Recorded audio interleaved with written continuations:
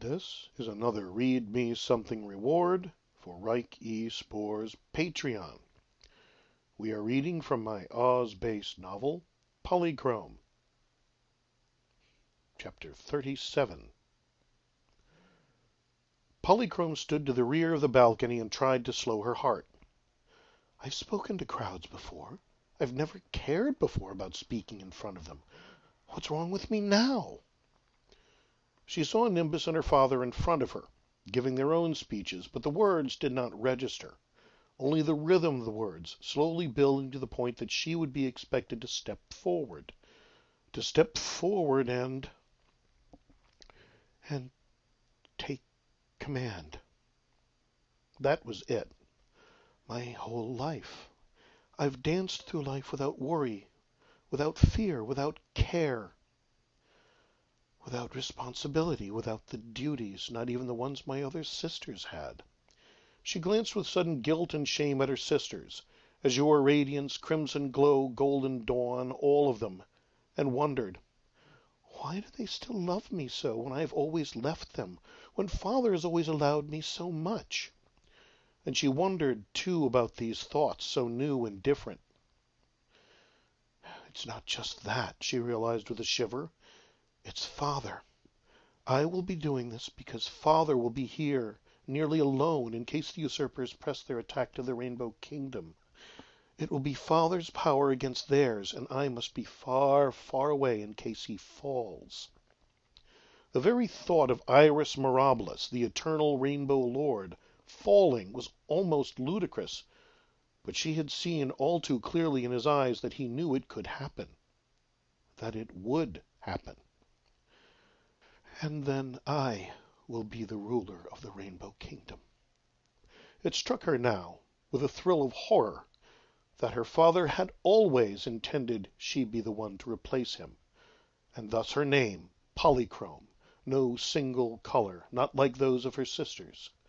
Polychrome, many colors, ruler of the hues of the rainbows. The only one of her sisters to be encouraged in her mingling with all the peoples, allowed to be seen and known throughout all fairy.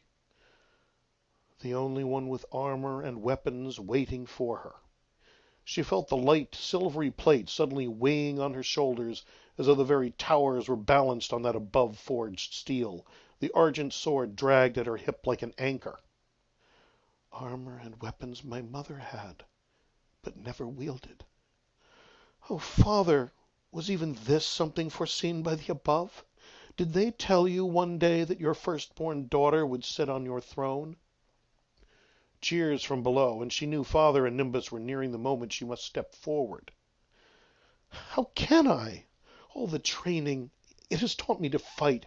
I've gained some smattering of strategy, but I'm no leader. I need so much more time. And in that moment she saw Eric's face, pale, disbelieving, as he grasped what was being asked of him, and the pain of it went straight to her heart and brought a momentary laugh to her lips. So this was what he was feeling all those months as he tried to teach him all the things that his life had never given him. And he took those lessons, inadequate and limited as they were, and accepted what we asked of him. She had watched him run Calico's terrible gauntlet and seen his triumph of mind and will. I'm just being asked to lead. By the colors, even if I want to fight, I'll bet Father's told Nimbus to make sure there's someone always watching me. If poor Eric can be out there, ready to die for... A part of her stopped, pulled back, and evaded some monstrous, half-seen precipice. She knew not exactly what fearful thought lay on the other side of that half-finished phrase, but she dared not look at it. For Oz and all of Fairy, I can't be afraid. I won't be afraid. I won't fail Father. I won't fail Nimbus. I won't fail him. And now the noise rose to a roar, and the two men had stepped aside, and even as she stepped forward, Iris Mirabilis said, "Warriors of Fairy, army of the rainbow, I give you Princess Polychrome Glory, High Commander of the Hosts, heir to the Rainbow Throne, blessed of the above." She reached the edge of the balcony of the Rainbow Castle and looked down. Ranged in perfect array before the castle stood rank upon rank of the warriors of the rainbow, hundreds, thousands, 10,000 strong, all assembled, and as she looked upon them they gave a mighty cheer, a shout of gladness and welcome that brought a sting of tears to her eyes.